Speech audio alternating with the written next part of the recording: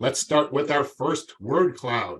Which HR function is most affected by AI technologies? So we got talent, people analytics, data insights, training, recruiting is big. Recruiting are the most common. So talent acquisitions, learning, performance reviews, hiring, education and training. So Bill, why don't you start us off? What do you think? What are some of the ideas that really pop up? Well, for me, it was recruiting. I mean, the things that I've been seeing in my perusal is just, the use of AI tools from both sides of the fence. People putting resumes together now. There's wonderful tips on the tools that can help generate resumes, cover letters that can be rewritten and sneak past all the tools that are scanning, which might be a good thing, to be honest with you. And then on the other side of the fence, my HR colleagues have been looking at what the things that the ways they can use the tools to help them focus more on the kind of people the skills that they want, that they're searching for, and do a faster search. Sure. So, I work for a company that's about 20 years old, and we're healthcare innovation. So I work for Teladoc Health. So while we tout that we're very innovative, we're not very innovative in a lot of our processes, IT systems, things like that. Like we finally just got even structure together for succession planning. And so I did not choose that.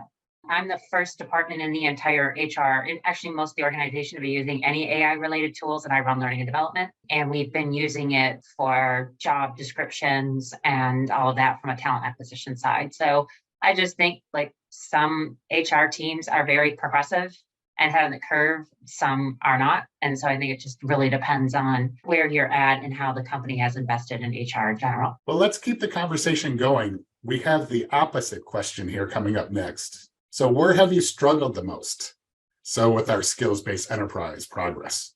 I think what we're seeing, especially with the previous question too, is what's kind of the low-hanging fruit or easy things to be able to do right now with ChatGPT without a lot of training on it. Or I've seen a lot of folks on LinkedIn posting these prompt lists, right? Like, here's your top 10 prompts for L&D. Here's the top 10 prompts for writing a blog post or whatever.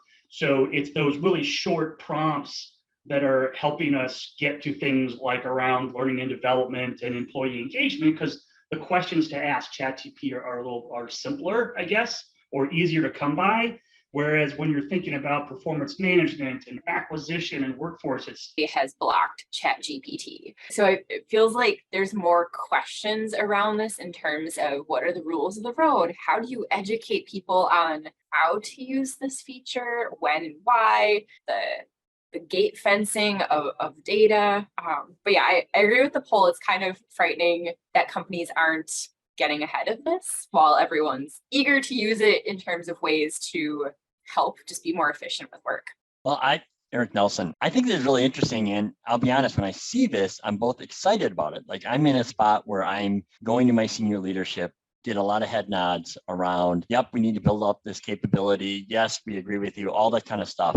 But it looks like what you did here is almost like swinging for the fences, right? I'm sitting there kind of going, hey, I want to do an all-in full day thing with a whole bunch of a long tail and everything.